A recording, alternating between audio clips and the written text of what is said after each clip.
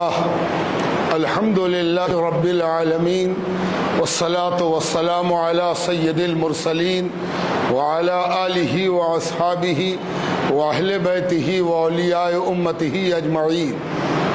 قال اللہ تبارک و تعالی فی القرآن المجید والفرقان الحمید یا ایہا الذین آمنوا کتب علیکم الصیام کما کتب علی الذین من قبلکم لعلکم تتقون. آمنت باللہ ورسولہ وصدق اللہ المولانا العظیم. بزرگوں، دوستوں اور عزیزوں، اللہ سبحانہ تعالیٰ کے فضل و احسان سے ہم اور آپ رمضان المبارک کے دوسرے جمعے میں اللہ کے گھر میں حاضر ہیں، اور ایک ایسی عبادت کے ساتھ حاضر ہیں کہ جہاں دو بڑی عبادتوں کا اجتماع ہو رہا ہے. ایک عبادت تو جمعہ ہے، جمعہ کی نماز ہے، جمعے کا خطبہ ہے، اور دوسری عبادت روزہ ہے. حالت صوم میں روزہ رکھے ہوئے جمعہ کی نماز کی ادائیگی کے لیے آنا دو بڑی عبادتوں کا امتزاج ہے، اور دو بڑی عبادتیں آپ کی ذات میں، ہماری ذات میں اکٹھی ہو رہی ہیں، مجتمع ہو رہی ہیں. ذرا ان کو سمجھنے کی بھی ضرورت ہے کہ یہ کتنی بڑی عبادت ہے. اگر اس کے ظاہری پہلو کو سامنے رکھیں تو ایک بات بالکل واضح ہو جاتی ہے کہ یہ اپنے ٹینیور، جو ڈوریشن ہے اس کا، 1 مہینے تک روزہ، دنیا میں عالمی سطح پر کوئی دوسرا ایسا نمونہ نہیں ہے، کوئی ایسی مثال نہیں ہے، کسی قوم کے پاس نہیں ہے، کسی کلچر کے پاس نہیں ہے، کسی ریلیجن کے پاس نہیں ہے کہ 1 مہینے تک لگاتار وداؤٹ اینی لیٹ اور ہنڈرنس، یعنی بغیر کسی گیپ اور بغیر کسی خلا کے، بغیر کسی رکاوٹ کے، لگاتار 1 مہینے تک. ممکن ہے کہ کوئی کہے کہ فلاں جگہ پر ایک صاحب ہیں وہ 40 دن روزہ رکھتے ہیں.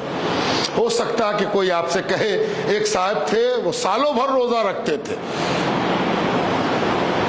ممکن ہے، ایسا ہو سکتا ہے، لیکن جو سب سے بڑی بات ہے وہ قابل غور یہ ہے کہ اگر کوئی ایسا کرتا ہے، کوئی کمیونٹی ایسا کر لیتی ہے، کوئی آدمی یا کوئی جماعت ایسا کر لیتا ہے، تو یقین مانیے کہ یہ اس کا پرسنل ذاتی معاملہ ہے. وہ ذاتی طور پر ایسا کر رہا ہے. آپ کی عبادت اجتماعی ہے، اجتماعی طور پر سب کے سب ایک کام کر رہے ہوں، ماس کا عمل ہو، پوری دنیا اس میں لگی ہوئی ہو. ذرا آپ اندازہ لگائیے، یہ جو روزہ ہے اس میں عرب سے لے کے عجم تک کوئی ایسا ملک نہیں جہاں مسلمان بستے ہوں اور وہاں یہ روزہ اسی پنکچوالٹی، اسی کنٹینیوٹی کے ساتھ لگاتار نہ رکھا جا رہا ہو. یورپن بھی رکھ رہا ہے، ایشین بھی رکھ رہا ہے، گورا بھی رکھ رہا ہے، کالا بھی رکھ رہا ہے، غریب بھی رکھ رہا ہے، امیر بھی رکھ رہا ہے، عالم بھی رکھ رہا ہے، غیر عالم بھی رکھ رہا ہے. اپنے اعتبار سے یہ عبادت اپنے ظاہری اعتبار سے بھی بے پناہ توجہ کی مستحق ہے، غور کرنے کے لائق بات ہے. اور یہ غور کرنا اس لیے نہیں ہے کہ ہم اپنے کو تعریف کے قابل سمجھ جائیں، بلکہ یہ اس لیے ہے کہ ہم اس بات کو سمجھیں کہ ہم کتنا بڑا کام کر رہے ہیں، کتنا اہم کام کر رہے ہیں، کتنی بڑی چیز میں ہم شامل ہیں، اور اللہ تعالیٰ نے ہم کو کیسے کام میں لگایا ہے، یہ کام کیسا ہے. اس کی نوعیت کو سمجھنے سے بھی کام کرنے والا اپنے کام کی قدر و منزلت کو سمجھتا ہے. کام بیکار اور فضول ایسا ہی ہے، لوگ رکھتے آئے رکھ لیا، نہیں، ایسا نہیں ہے، بلکہ اس کام میں اتنی خوبیاں ہیں. ظاہری طور پر ابھی تو باطنی کی بات ہی نہیں ہو رہی، ابھی تو ظاہر کو ہم دیکھ رہے ہیں کہ سب کے سب رکھ رہے ہیں. اور جب سب رکھ رہے ہیں تو کچھ خوبی نکل کے سامنے آئی. ایک بات تو یہ نکل کے سامنے آئی کہ اللہ جس نے ہمیں دین اسلام کی طرف بلایا ہے وہ سب کو ایک نگاہ سے دیکھ رہا ہے، سب پر اس کی نظر کرم ہے. اور سب اس روزے کو اس لیے رکھ رہے ہیں تاکہ اپنی بندگی کا ثبوت دیں، بندہ بنے. جب ہم اللہ کو مالک مان لیا، معبود مان لیا، روزہ کون رکھتا ہے؟ جو اللہ کو معبود، لائق عبادت، مالک اپنا مانتا ہے اور خود کو اس کی ملکیت مانتا ہے، مملوک۔ ہم کیا ہیں؟ ہم عبد ہیں، بندہ ہیں، اور وہ معبود ہے۔ ہم بندگی کرنے والے ہیں، وہ بندگی کے لائق ہے۔ ہم ملکیت ہیں، وہ میرا مالک ہے۔ تو جب ہم یہ مان لیا تو اس کا مظاہرہ بھی ہونا چاہیے۔ آپ جانتے ہیں کہ آپ کہیے کہ ہم فلاں آفس جوائن کر لیا، ہم اب فلاں جگہ کے امپلائی ہیں، تو ممکن ہے کہ کوئی عام آدمی آپ سے نہ پوچھے، لیکن اس آفس کے گیٹ پر ضرور آپ سے شناختی کارڈ مانگا جائے گا۔ ہو سکتا ہے کہ وہاں وہ مشین لگی ہوئی ہو جس میں آپ کو اپنا انگوٹھا لگانا پڑے، ہو سکتا ہے کہ اپنا چہرہ لگانا پڑے، تاکہ اس بات کا ثبوت مل سکے کہ آپ اس آفس کے امپلائی ہیں۔ تب کیا ہوگا؟ اگر ہم اللہ کے بندے ہیں اور اللہ میرا معبود ہے، مالک ہے، ہم ملکیت ہیں، تو اس کا بھی کچھ ثبوت ہونا چاہیے۔ تو ثبوت کیا ہونا چاہیے؟ کہ ثبوت کے لیے اللہ تبارک و تعالیٰ نے پوری کائنات پر ہمارے لیے ثبوت کا انتظام کیا کہ دیکھو یہ میرے بندے ہیں اور یہ میرے کہنے سے کھانا پینا بھی چھوڑ دیتے ہیں۔ جو چیز ان کے لیے جائز ہے، الاؤڈ ہے، ان کے لیے ضروری ہے، ان کو بھوک لگتی ہے، ان کو پیاس لگتی ہے، یہ بے چین ہو جاتے ہیں، پانی تلاش، پانی کہاں پر پیاس لگ گئی بھائی پانی پی لے، گاڑی روک کے آدمی پانی پیتا ہے۔ ٹرین میں اگر کبھی پانی گھٹ جائے اور پیاس معلوم ہو تو اس سرے سے اس سرے تک آدمی چلا جاتا ہے کہ کہیں پر پینٹری کار ہو جہاں سے ہم بوتل لے سکیں، شاید بیچنے والا مل جائے۔ وہی انسان جب اللہ کے آگے اپنی بندگی کا ثبوت دے رہا ہے تو کیا مجال، ایک بوتل نہیں 10 بوتل اس کے آگے کوئی بڑھا دے، کہے بالکل ٹھنڈا ہے، کہے 100% پیور پانی ہے، کہ بھیا سب ٹھیک ہے، لیکن ہم تو اپنے مالک کے حکم سے بدھے ہوئے ہیں۔ مالک نے ہم سے کہا ہے کہ یہاں سے یہاں تک نہیں پینا کھانا ہے، ہم نہیں کھا رہے ہیں، گویا یہ ثبوت مہیا کر رہے ہیں کہ ہم بندے ہیں۔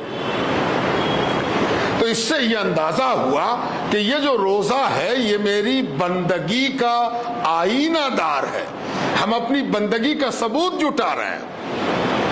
یہ بھی یاد رہے کہ یہ روزہ رکھنے والا پوری دنیا سے اپنے آپ کو روزہ رکھ کر ممتاز بناتا ہے، نمایاں کرتا ہے، ممیز کرتا ہے، بالکل الگ کر دیتا ہے، اس لیے کہ ایسا کوئی روزے دار، ایسی پابندی کرنے والا آپ کو ملے گا ہی نہیں کہ جو اس انداز سے پابندی کر رہا ہو۔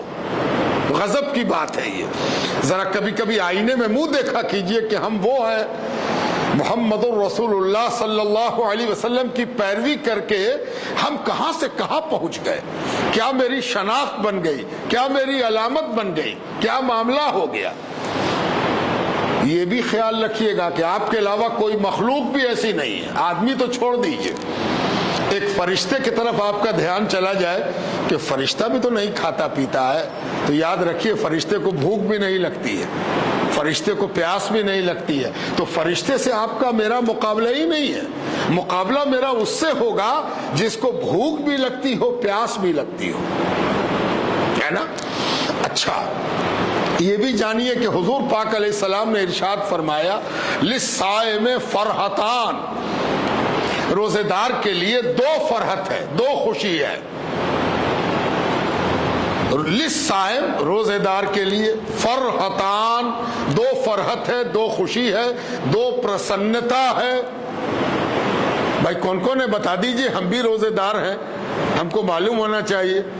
تو اللہ کے رسول فرماتے ہیں پہلی فرحت، پہلی خوشی، پہلا انعام روزے دار کے لیے یہ ہے کہ جب وہ افطار کا سامان سامنے رکھ کر بیٹھتا ہے، اندل افطار، جب افطار کا وقت آتا ہے تو اس کو بے پناہ خوشی ہوتی ہے۔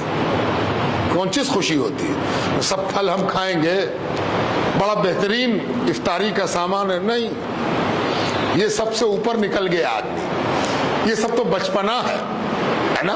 اگر کوئی مسلمان ایسا سوچ رہا ہے تو وہ ابھی طفل مکتب ہے, بچپنا ہے اس کا. جیسے لڑکے کو سامنے رکھ دیجئے تو لڑکا سوچتا ہے کہ یہ والا ہم اٹھاویں گے, یہ سب ہم اٹھا لیں گے, 2 ہی تو ہے, ہم کھا لیں گے. یہ تو بچپنا ہے. جانتے ہیں کیا اس وقت لذت کس بات کی ہوتی ہے, اس وقت مزہ کس چیز کا ہوتا ہے, اس وقت سرور کس چیز کا ہوتا ہے؟ آہا, اس وقت مزہ اس بات کا آتا ہے کہ ہم نے اپنے مالک کے حکم سے کھانا روکا ہے اور اب مالک کا نام لیا جائے گا اور ہم ہاتھ بڑھائیں گے.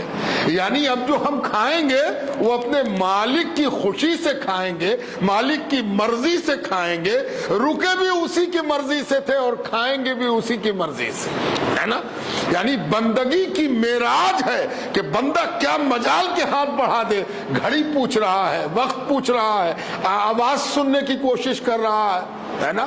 جس کو کبھی بھوک نہیں لگتی وہ بھی مڑ کے دیکھ رہا ہے آسمان سے, جہاں جہاں اپنی ڈیوٹی پر ہے کہ اللہ اکبر, اس انسان کو تو دیکھو یہ کیسے بھوکا پیاسا رہا اور اس کے باوجود یہ جلد بازی میں نہیں ہے, یہ پوچھ رہا ہے کہ وقت ہوا ہے کہ نہیں ہوا ہے, اور اگر وقت ہو گیا تو یہ رکتا بھی نہیں ہے. اس لیے کہ اس کو معلوم ہے کہ یہ اللہ نے حکم دیا ہے کہ جب افطار کا وقت ہو جائے تو جلدی کرو. جلدی کیوں کرایا پروردگار نے؟ ان سب پر غور کرنا چاہیے. جلدی کیوں کرایا؟ بہت بھوکا ہے آدمی, بہت پیاسا ہے, تڑپ رہا ہے, ہونٹ خشک ہو گیا ہے, طبیعت بے چین ہے کہ جلدی سے کھا لیں. نہیں, جلدی اس لیے کرو کہ جب اللہ کا حکم ہو گیا تو اب دیر کا ہے کی, ہے نا. حکم الہی ہو گیا کہ یہی وقت ہے. جب وقت پر کھا لیا تو اللہ کے حکم سے رکے بھی تھے اور اللہ کے حکم سے کھایا بھی. دیر کریں گے تو پھر اپنی مرضی شامل ہو جائے گی. اگر ہم دیر کیا کہ نا 2-4 منٹ اور رک جاتے ہیں, ہم 12 گھنٹہ روزہ رکھا, پانی نہیں پیا, اگر 2-4 منٹ اور رک جاتے اپنی مرضی سے, تیرا من بہکا رہا ہے, تجھ کو ضرورت سے زیادہ بقراتی سوجی ہے کہ میں عبادت گزار ہو جائے, تب تو بندگی برباد ہو گئی. بندگی تو یہی ہے کہ پروردگار نے کہا کہ وقت ہو جاؤ, جلدی پانی اٹھاؤ اور پی لو. جلدی صرف اس لیے کرو کہ اللہ کو اپنے حکم کی حرف تابع داری مقصود ہے, اس کو اسی طرح پورا کرو جیسے اللہ چاہتا ہے. اور یہ ہو گیا, تب ایک اور کمال کی طرف چلو, وہ باطنی کمال ہے. اپنی عبادت کا کمال دیکھو.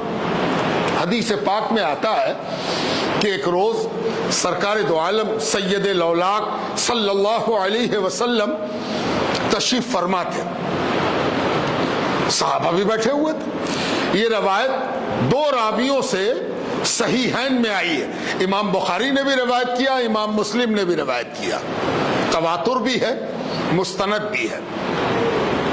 کیا کہتے ہیں کہ حضور تشریف فرما ہے, صحابہ بیٹھے, حضرت عمر کہتے ہیں میں بھی بیٹھا ہوا, سیدنا عمر فاروق کہتے ہیں میں بھی اسی مجلس سے بیٹھا ہوا تھا. ہم نے دیکھا کہ ایک شخص آیا, ایک آدمی آیا, حضور کی خدمت میں آیا.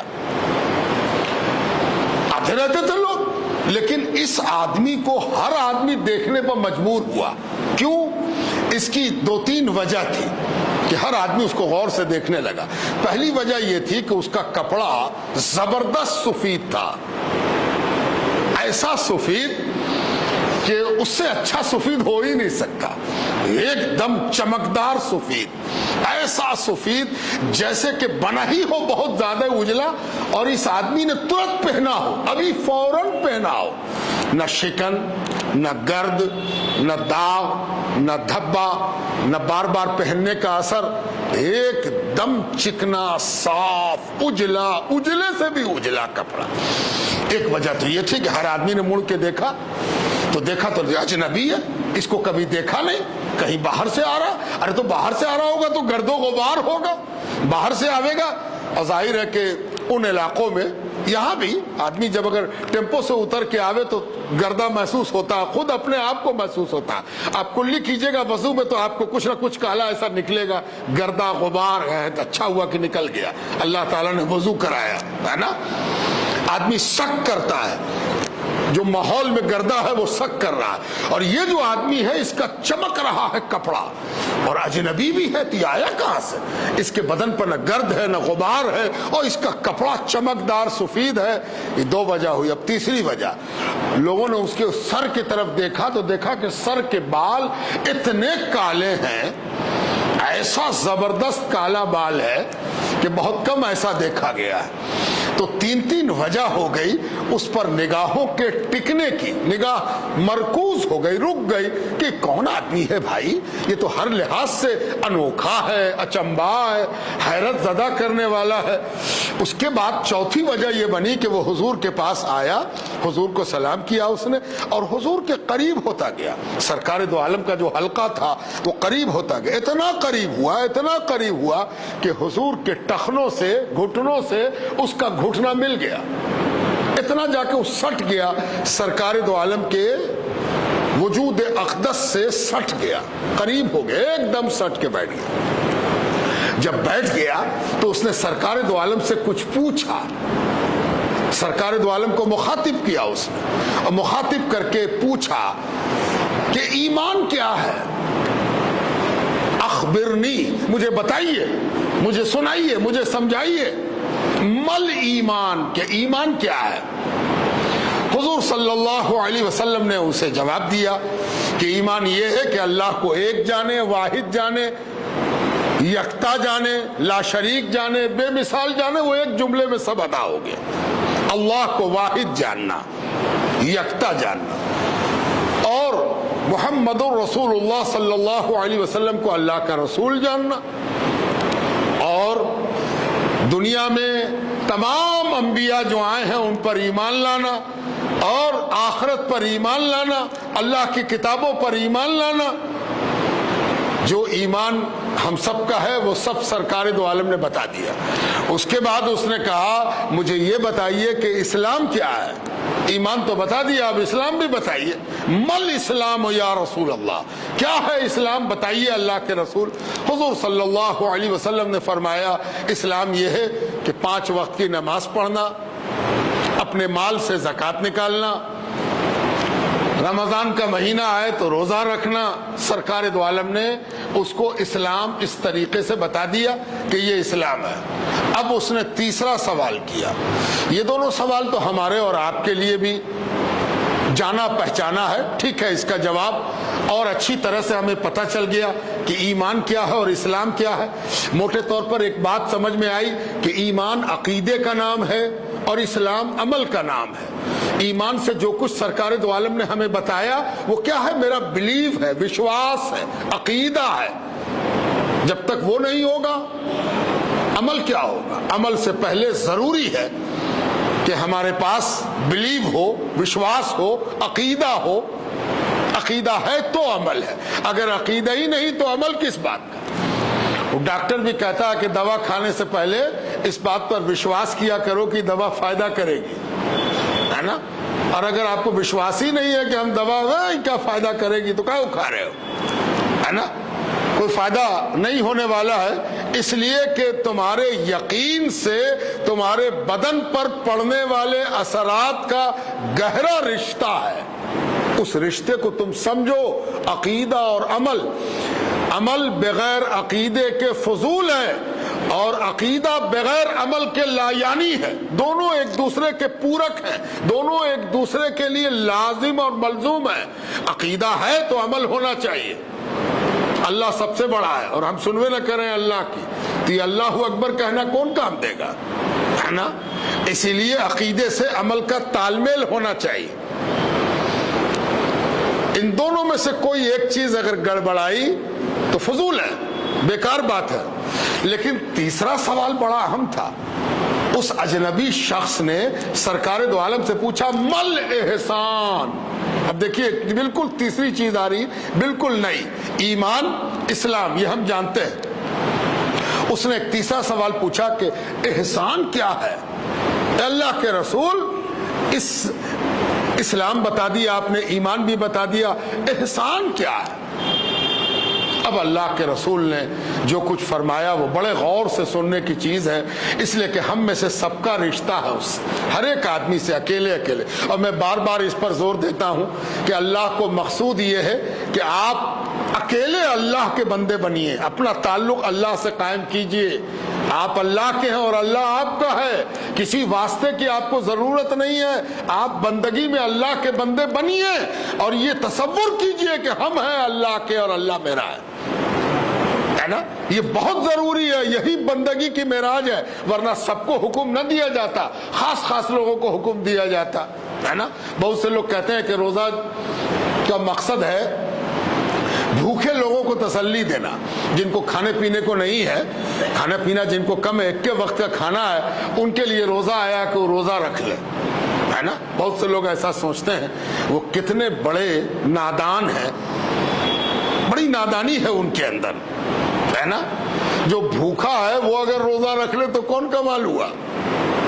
روزہ تو اس کے لیے ہے کہ الماری کھانے سے بھری ہوئی ہے، فریج میں کھانا بھرا ہوا ہے، پانی ابھی وضو کر کے آیا، جتنا چاہتا پی لیتا. روزہ خوش قسمتوں کا ہے اور خوش قسمت چنے جاتے ہیں، ہر رنگ کے چنے جاتے ہیں، ہر بدن کے چنے جاتے ہیں، ہر عمر کے چنے جاتے ہیں. تم کیا جانو کہ اللہ تعالیٰ بندگی میں کس کو چنتا ہے. تو ہمیشہ اپنا تعلق اللہ سے بنائے رکھیے، اور اس کے لیے آپ کو جاننا ضروری ہے کہ احسان کیا ہے. کیا کہا اللہ کے رسول نے؟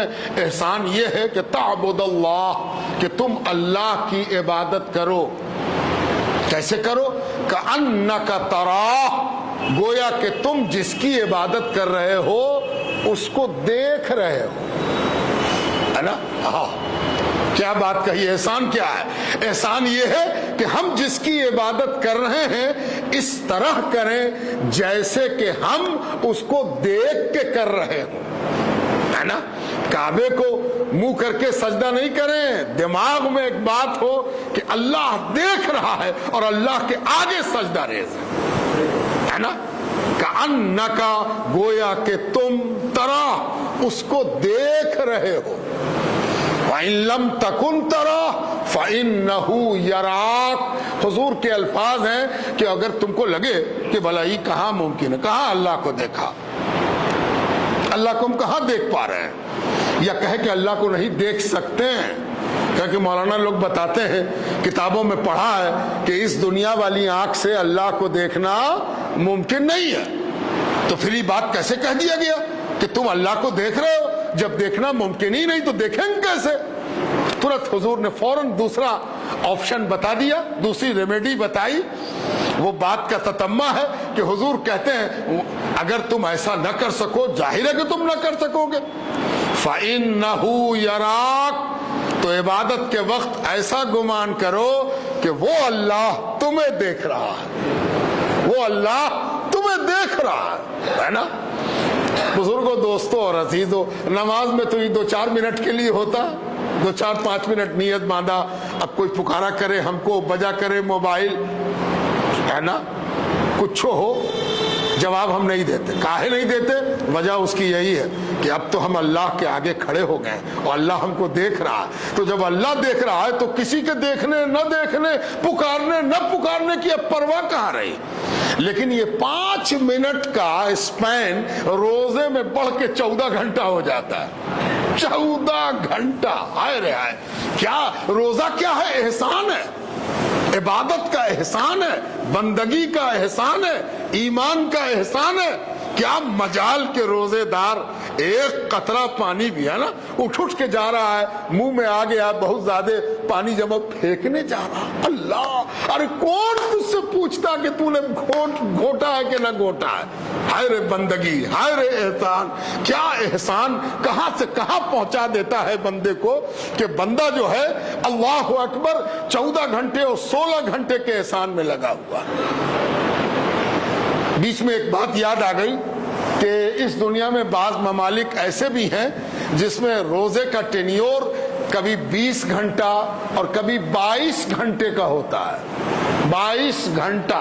جب پول کی طرف آپ بڑھیں گے، قطب جنوبی اور قطب شمالی، جو ساؤدرن پول اور ناردرن پول، گول دنیا میں جب اوپر کی طرف آپ جائیں گے، چاہے اوپر جائیں چاہے نیچے جائیں، تو دنیا تو گولائی کی طرف چپٹی ہے، گولائی کی طرف ہے، تو جب آپ پول کی طرف جائیں گے تو وہاں دن اور رات کا ٹینیور الگ الگ موسم میں الگ الگ ہوتا ہے، کبھی دن 22 گھنٹے کا، کبھی رات 22 گھنٹے کی، اگر سورج ادھر ہے تو نیچے 22 گھنٹے کی رات، اور اگر ادھر چلا گیا تو 22 گھنٹے کا دن ادھر، اس طرح سے وہاں 22 گھنٹے کا روزہ ہوتا ہے۔ ایک صاحب وہاں موجود تھے، انہوں نے ہم کو فون کیا، حضور 22 گھنٹہ گزر گیا اور اب افطار کا وقت ہونے والا، جلدی سے افطار کرنا ہے اور جلدی سے نماز پڑھنی ہے اور سحری کھانی ہے اور پھر ترنت پھر روزے کا آغاز ہے۔ تو آپ سوچتے ہوں گے کبھی کبھی کہ بڑا لمبا روزہ ہے، دھوپ آج سخت ہو گئی ہے، حلق سوکھ رہا ہے، تو دو باتیں ہمیشہ یاد رکھا کیجئے کہ ہم سے بھی کچھ بندے ایسے ہیں جو ہم سے بھی سخت روزہ رکھتے ہیں، ہے نا۔ تو یہ تو ٹینیور کا معاملہ ہوا، لمبائی چوڑائی کا۔ اب ایک معاملہ اور جانیے، جہاں روزہ فرض ہوا، حجاز، مدینہ منورہ، عرب، جہاں روزہ فرض ہوا، آپ کو معلوم ہے کہ اتنی گرمی ہمارے یہاں کبھی نہیں پڑتی، 50 ڈگری تک جاتا ہے، 47 ڈگری، 46 ڈگری، 45 ڈگری، اتنا تو ہم تصور بھی نہیں کر سکتے۔ تو سب سے پہلے جن لوگوں نے روزہ رکھا وہ سخت گرمی میں روزہ رکھ کے ہمارے لیے نمونہ اور مثال بنے۔ آدمی گرمی اور ٹھنڈے سے روزہ نہیں رکھتا، اس جذبہ بندگی سے رکھتا ہے جو پروردگار دیتا ہے، پروردگار رکھواتا ہے، پروردگار کا معاملہ ہے۔ اب چند اصطلاح بھی جان لیجیے، کچھ تو حکمت آپ نے جانی، کچھ اصطلاح بھی جانی، وہ آپ کو سیکھنا چاہیے۔ بالکل اسی طرح جیسے اچھا مریض نسخے سے دوا ملا لیتا ہے، پتہ نہیں دوا ڈاکٹر جو لکھا ہے وہی دیا دوا والے نے کہ کچھ اور دے دیا، اور عقل مند مریض دوا کے ریپر کو الٹ کے دیکھ لیتا ہے کہ ایکسپائرڈ تو نہیں ہے، یہ ضروری ہے۔ اسی طرح روزہ رکھنے والے کو کچھ ٹرمینالوجی اور اس سے مراد کو بھی جاننا چاہیے تاکہ روزے کو صحیح کر سکے۔ سب سے پہلے تو یہ جاننا چاہیے کہ روزے کے افطار اور سحری کو آپ جانتے ہیں، بہت اچھی طرح پہچانتے ہیں۔ اب ذرا سوچئے کہ ایک آدمی مریض ہو گیا، مریض ہے، بیمار ہو گیا، تو مریض ہوگا تو دو وجہ سے کیا معاملہ ہوگا کہ اللہ تعالیٰ نے کہا ہے کہ روزہ دو وجہ سے تم سے رک سکتا ہے، روزے سے تم رک سکتے ہو۔ کون کون وجہ؟ قرآن میں دو لفظ استعمال کیا پروردگار نے، ایک مریض، دوسرا مسافر، اور دونوں میم سے ہے، مریض اور مسافر، ہے نا۔ اب مریض کا ڈیفینیشن کیا ہوگا، پریبھاشا، کون مریض ہے؟ جی تو اس کو بھی جان لیجئے، موٹے طور پر مریض وہ ہے جس کو ڈاکٹر لکھ دے کہ آپ کو روزہ رکھنے سے نقصان ہوگا، روزہ آپ کے لیے ہارمفل ہے، روزہ رکھ کے آپ اپنے لیے خطرہ مول لیجئے گا، اس کو جائز ہے کہ روزے کو ترک کرے۔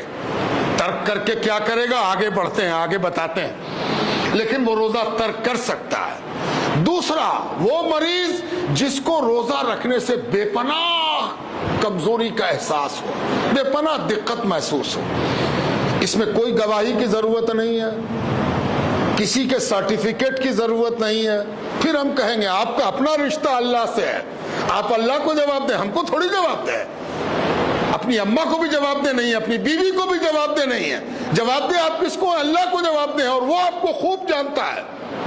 آپ کو لگتا ہے کہ روزہ ہم سے برداشت نہیں ہوگا، اب میرا دم نکل جائے گا، الٹ جائے گا دم، پریشان ہو جائیں گے، اور آپ سمجھ رہے ہیں کہ اللہ کو بھی یہ بات معلوم ہے ہم غلط نہیں بول رہے ہیں، تو آپ روزہ ترک کر سکتے ہیں۔ مریض کی دو قسم ہوئی، ہے نا۔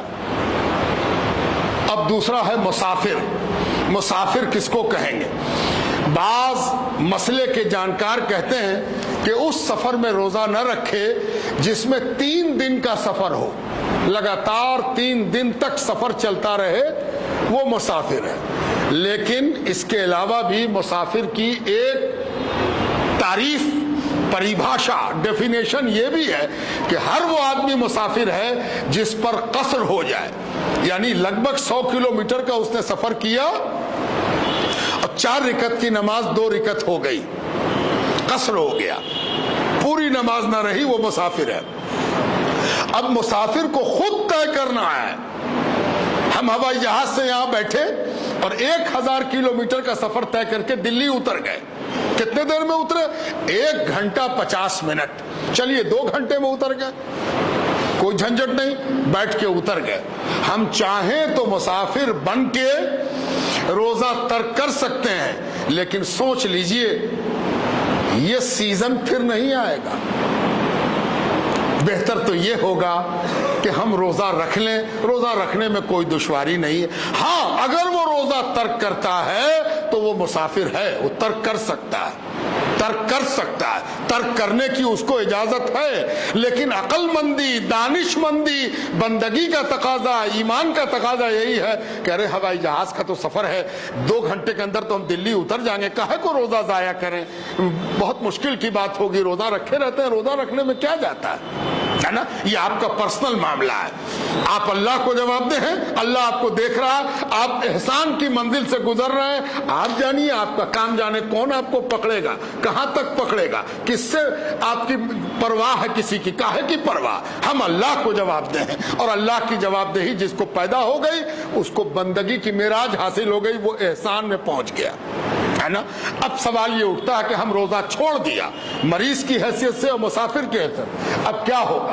جی یاد رکھیے کہ جب روزہ چھوٹ جائے اس طرح کہ ہم مسافر تھے یا مریض تھے, تو اس چھوڑنے کو قضا کہتے ہیں. قضا یاد رکھیے, اصطلاح کو آپ کو سیکھنا چاہیے. بالکل اسی طرح جیسے دوا کا ایکسپائری آپ جاننا چاہتے ہیں, ویسے ہی آپ کو روزے کے بارے میں جاننا چاہیے کہ روزہ جب چھوٹ جائے تو قضا ہے, اور قضا اس کا قضا کی جائے گی. جیسے نماز کی قضا ہم کرتے ہیں, تو قضا کیسے کریں گے؟ 1 روزے کی قضا 1 روزہ, 1 روزے کی قضا 1 روزہ. آپ کو یہ آسانی اللہ تعالیٰ نے دی ہے کہ 11 مہینے میں جب چاہو رکھو. کیا اللہ تعالیٰ کا قانون ہے, کتنی فلیکسیبلٹی ہے, کتنی مہربانی ہے. اللہ تعالیٰ نے کہا جب رمضان چھوٹ گیا ہے نا. اور جانتے ہو آپ, ایک بات اور یاد رکھو, رمضان میں روزہ رکھ لینا بہت کمال ہے, قضا کرنا اس سے بھی بڑا کمال ہے. جو قضا کرتا ہے اس کی طرف تو شاید سارے فرشتے مڑ کے دیکھتے ہوں گے کہ ارے بھول جاتا, ارے ٹال دیتا ہے نا. کبھی کبھی آپ دیکھا ہوگا آپ کے گھر میں کوئی ایک آدمی قضا روزہ رکھتا ہے, تو آپ پوچھتے ہیں کاہے کا روزہ رکھے, کیا بات ہے آج تم روزہ ہو. اور جب وہ آپ سے کہے کہ میرا ایک روزہ چھوٹ گیا تھا, تو جی چاہتا ہے کہ اس کو غور سے دیکھے کہ اللہ, یہ اللہ کا بندہ, کسی کو یاد بھی نہیں تھا کہ اس کا روزہ چھوٹا ہے, اس کو خود ہی یاد تھا. یہ جو خودداری ہے, بندگی کی خودداری, بندگی کی خودداری, بندے کے اندر اگر یہ خودداری ہم لوگ کے اندر بہت ہوتی ہے. ذرا سا کوئی نمازی کہونی گڑا دے تو ارے باپ رے باپ, تو اس کی کہونی پر آفت ہے کہ نہیں. ذرا سا زیادہ جگہ لے لے تو خودداری کو میرے حرف آ جاتا ہے. صاحب ٹھیک سے بیٹھیے, نماز میں بیٹھنا بھی آپ کو نہیں آتا ہے نا. لیکن بندگی کی خودداری نہیں پیدا ہو پاتی. بندگی کی خودداری یہی ہے کہ آدمی نوٹ کرے, ڈائری میں لکھے میرا روزہ چھوٹا ہوا, لکھتا ہے آدمی, لکھتا ہے, یہی بندہ لکھتا ہے, یہی بندہ ہے. بس صرف ہمیں بھی ان میں سے شامل ہونا ہے نا. اس کو قضا کہتے ہیں. قضا کرنی ہے, 11 مہینے میں کرنی. اب چلیے, ایک آدمی ایسا مریض ہو گیا کہ اب دور دور تک اس کو نہیں لگتا کہ اب ہم اچھے ہوں گے, بیماری کنٹینیو کر رہی ہے, اچھے ہوتے ہیں پھر بیمار پڑ جاتے ہیں, 2 دن اچھے رہے پھر 3 دن بیمار پڑ گئے, تب کیا کریں؟ روزہ تو رکھ نہیں پا رہے. تو شریعت نے, قرآن نے, رسول نے صلی اللہ علیہ وسلم نے ایک اصطلاح دی, ایک ٹرمینالوجی دی, آپ کو جاننا چاہیے. اس کو کیا کہتے ہیں؟ اس کو فدیہ کہتے ہیں. فدیہ, فدیہ. یہ فدیہ کیا ہے؟ فدیہ وہ چیز ہے کہ جب روزہ نہ رکھے گا تو رمضان میں کھا گا ہے نا, وہ اپنا پرہیزی کھا گا, اس کے لیے الگ سے روٹی بنا کے دی جائے گی, اس کو دوا کھلائی جائے گی, دوپہر کی دوا, شام کی دوا. تو یہ جو روزے میں وہ کھا رہا ہے تو بڑا گڑبڑ ہے. روزہ تو کھانے کا موسم نہیں ہے, یہ تو ایک گلوبل حکم ہے اللہ تعالیٰ کا, نہیں کوئی کھائے پیے گا ہے نا. اور ایک آدمی کھا رہا ہے تو اپنے کھانے کا کیا کرے گا؟ فدیہ نکالے گا. فدیہ.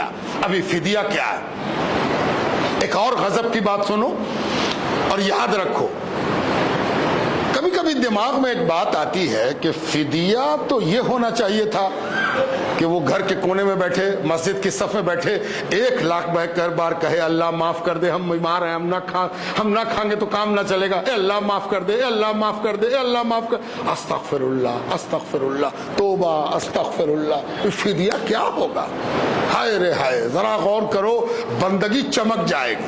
پروردگار نے کہا تم کھا رہے ہو، اچھا ٹھیک ہے تو اس کھانے کا فدیہ نکال دو۔ کیسے نکالے پروردگار؟ ایک بھوکے کو بھر پیٹ کھلاؤ۔ اسلام سمجھ میں آ رہا ہے؟ یہ اسلام ہے، یہ اسلام کہیں کھو رہا ہے، اس کو بتانے کی ضرورت ہے، اس کو جاننے کی ضرورت ہے۔ روزے میں اگر کھا رہے ہو، مجبوری ہے، عذر شرعی ہے، تو اس کا بدلہ کیسے نکالو گے؟ بھر پیٹ ایک بھوکے کو کھلانا ہے نا؟ اس کا معیار کیا ہوگا؟ کوئی سٹینڈرڈ تو ہوگا نا کہ ہم کتنا کھلانا ہے اس کو، ہے نا؟ کیسے سمجھے کہ مان لیجئے کہ ہم کھانا نہ دیں، ہم پیسہ دے دیں تو کتنا دیں؟ ایک سوال اٹھے گا کہ فدیہ کتنا ہوگا۔ ہاں اب جان لیجئے کہ فدیہ کتنا، یہ سب ہر آدمی کو جاننے کی ضرورت ہے، اس لیے ہم آسان کر کے ایلیبوریٹ کر کے آپ تک پہنچا رہے ہیں، ڈائجسٹ کر کے آپ کو دے رہے ہیں، کئی کتابوں سے کوٹ چھان کے آپ تک پہنچا رہے ہیں تاکہ آپ کو بات سمجھ میں آئے۔ یہ جو آپ فطرہ نکالتے ہو، فطرہ ہر مہینے کا فطرہ ہے نا، اور اس میں ایک منیمم اسٹینڈرڈ بنا دیا گیا ہے 2 کلو 45 گرام۔ 45 کے جھنجٹ میں نہ رہیے گا، 50 گرام کا بٹکھرا بھی مل جائے، 45 کا بٹکھرا بڑی مشکل سے ملے گا، تو 45 کے چکر میں نہ رہیے، کم سے کم 50 گرام، ہو سکے تو 2.5 کلو کر لیجئے، سیدھے وہ آپ کے کام دے گا۔ 45 گرام کے چکر میں نہ رہیے، ایک دم 45 گرام، اللہ اکبر، تو 2 کلو 45 گرام وہ والا گیہوں یا گیہوں کا آٹا جو آپ پسند سے کھاتے ہو، کھاؤ گے آشیرواد اور نکالو گے لوکل آٹے کا؟ نہیں، اگر پیکنگ آٹا کھاتے ہو تو پیکنگ آٹے کی قیمت تم کو معلوم ہے، وہی ہے ایک مہینے کا کم سے کم فطرہ۔ وہی فطرہ نہیں ہے، روز اگر مٹھی بھر کشمش کھاتے ہو اور 1 مٹھی تم کھجور کھاتے ہو اور 1 مٹھی بادام کھاتے ہو، اللہ تم کو اور برکت دے، خوب کھاؤ، لیکن یاد رکھو تم کو کشمش والا فطرہ نکالنا چاہیے، تم کو کھجور والا فطرہ نکالنا چاہیے، آٹے والے میں کہاں پھنس گئے۔ ایک آدمی سے پوچھا کہ آپ کیا کھاتے ہیں؟ ہم سے روٹی نہ کھائی جائے، تو آپ کیا کھاتے ہیں؟ کہیں کہ ہم سالوں بھر چاول کھاتے ہیں۔ تو وہ ناشتے میں بھی کہیں کہ ہاں ناشتے میں بھی چاول، اور دن میں بھی چاول، اور رات میں بھی چاول۔ واہ، تو آپ تو بہت مزے کے آدمی صاحب، آپ تو تینوں وقت چاول کھاتے ہیں۔ وہی ایک دن پہنچ گئے فطرہ نکالنے کا۔ ہم کہا اچھا فطرہ نکالنا چاہتے ہیں آپ، تو فطرہ کیسے نکالیے گا؟ کہیں کہ وہی تو آپ سے پوچھنے آیا کہ کتنا گیہوں نکالنا۔ ہم کو کھائیے چاول نکالیے گا گیہوں کا فطرہ، ارے آپ کو تو چاول کا فطرہ نکالے، کون والا چاول آپ کھائیے؟ اب وہ شرما رہے ہیں، ارے بتائیے تو، نہیں وہ چاول تو بہت مہنگا ہم کھاتے ہیں، اور جو کھاتے ہیں اسی میں سے نکالیے 2 کلو 45 گرام، ہے نا؟ یہ گڑبڑ مچا رکھی ہے ہم لوگوں نے، جہاں غریب کا مسئلہ آیا ترنت ہم چلے جاتے ہیں 2 کلو 45 گرام، اور بھی کنٹرول میں جا کے پوچھتے ہیں کہ بھئی سرکار نے کیا ریٹ طے کیا ہے، وہی نکالیں گے، اور کنٹرول کا گیہوں لے کے باہر پھینک دیتے ہیں کہ دم خراب ہے ہی، استغفر اللہ، ہے نا؟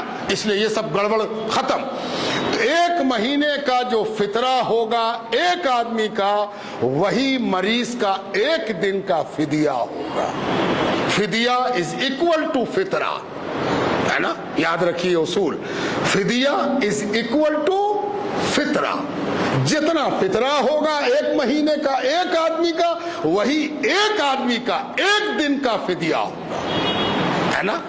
مان لیجئے کہ کوئی کہے کہ 65 روپے کا اعلان ہوا ہے، تو 65 روپیہ اگر فطرہ ہے تو 65 روپیہ 1 دن کے روزے کا فدیہ ہے۔ ہم تو اور بڑھا کے کہتے ہیں کم سے کم 100 روپیہ نکالو، اتنا ڈیویلویشن ہو گیا ہے، اتنا پیسہ گر گیا ہے کہ کوئی حیثیت نہیں ہے۔ اگر تم کو یقین نہ ہو تو 65 روپیہ جیب سے نکالو اور سبزی باغ میں کسی ہوٹل میں کسی کو بھر پیٹ کھلا کے دکھا دو، ہم مان لیں گے کہ 65 روپے میں کوئی کھا لے۔ کم سے کم 100 روپیہ، اس سے کم نہیں نکالنا ہے۔ کوئی مسئلہ بتاتا رہے، ڈرو اللہ سے کہ اللہ پاک ہم خود بھر پیٹ کھائیں گے تو کتنے میں کھائیں گے، جتنے میں کھائیں گے وہی فدیہ ہوگا اور وہی میرا فطرہ ہوگا۔ اللہ تعالی ہم سب کو اس کے معاملے میں قبول فرمائے۔ ایک اصطلاح اور سن لو جلدی سے، وقت ہو ہی رہا، کفارہ۔ یہ کیا ہے کفارہ؟ کفارہ کہتے ہیں کہ ایک آدمی کھیل کھیل میں تماشا کر رہا ہے، روزہ توڑ دیا، اس نے روزے کے ساتھ کھلواڑ کر دیا، توڑ دیتے ہیں، لات توڑ دیتے ہیں، توڑ دیا روزے کو، ساتھ بھر پیٹ کھا لیا، ٹال لیا، گھوم لیا، کئی طرح سے روزہ ٹوٹتا ہے، جیسے روزہ توڑنا ہو توڑ دیا، جرات کر کے بے ہنگے طریقے سے لاپرواہی کر کے کھلواڑ کر کے توڑا تو کفارہ لازم ہوگا۔ اب کفارہ کیا ہے؟ ایک روزہ توڑا ہے اس نے تو 60 روزہ رکھے، 60 روزہ ہے نا، خالی 60 مت سنیے گا، ابھی اور سنیے، یہ 60 روزہ مسلسل رکھا جائے گا، مسلسل، ایک دن بھی چھوٹا تو پھر 60 رکھنا ہوگا۔ یہ کفارہ ہے، اللہ اپنی پناہ میں رکھے، پروردگار کفارے سے بچا کے رکھے، ہے نا۔ کفارہ کیا ہے؟ ایک روزے کے بدلے میں 60 روزہ رکھنا ہوگا کنٹینیوس۔ اگر بیچ میں گڑبڑ ہو گئی، 15 روزہ رکھا تھا 16واں چھوٹ گیا، 59 روزہ رکھا تھا 60واں چھوٹ گیا، ختم ہو گیا، پھر سے 60 رکھنا ہوگا، ہے نا۔ تو بڑا مشکل، اتنا مشکل اللہ تعالیٰ نے معاملہ رکھا جی، لیکن اس کا آپشن بھی سن لیجئے، اس کی ریمیڈی بھی سن لیجئے، اسلام سمجھ میں آئے گا۔ اللہ تعالیٰ کو یہ بات معلوم ہے کہ کون کون 60 روزہ رکھے، ایک روزے میں تو کھلواڑ کر گیا، وہ 60 روزہ رکھے گا؟ ہوگا کوئی اللہ والا، اس کو اتنی حیا آئی ہوگی، اتنی شرم آئی ہوگی، ہیں اللہ کے بندے، اللہ کے بندوں کی کمی نہیں ہے کہ وہ رو رو کے 60 رکھتا ہے، اور 60 رکھ کے بھی ڈرتا ہے کہ پتہ نہیں 60 ہوا کہ نہ ہوا، ہے نا۔